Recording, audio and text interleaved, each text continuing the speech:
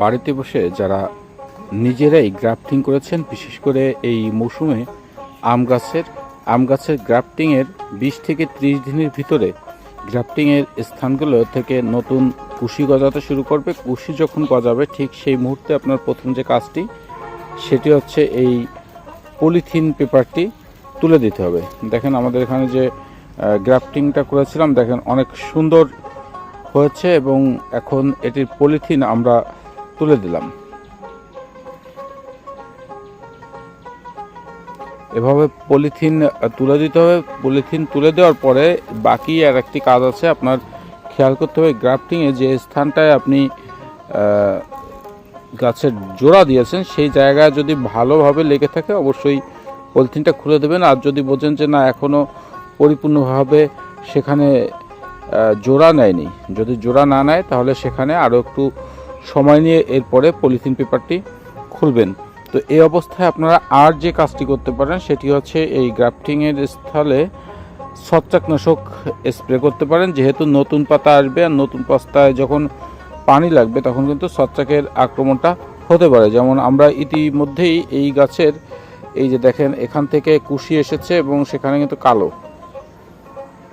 কালো দেখাচ্ছে, অর্থাৎ এখানে কিন্তু সম্ভাবনা আছে ছত্রাক লাগার।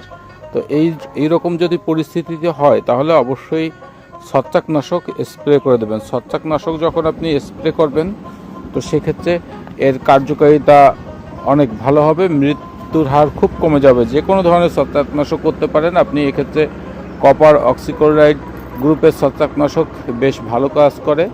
তাছাড়া ম্যানকোজেব বা মেটালজিকাম এই জাতীয় ছত্রাকনাশকও যদি আপনি ব্যবহার করেন সেখানেও কিন্তু ভালো ফলাফল আসবে।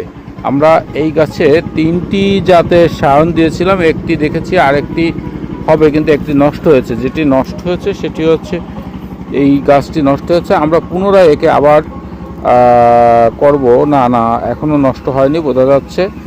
তবে যেটা হচ্ছে এটির সায়ন একটু বয়স্ক ছিল, যার কারণে এটি একটু দেরিতে আসতেছে। মূলত আপনার বয়স্ক যে গাছ থাকে সেখান থেকে কিন্তু একটু দেরিতে হয়, এটা হচ্ছে মূল বিষয়।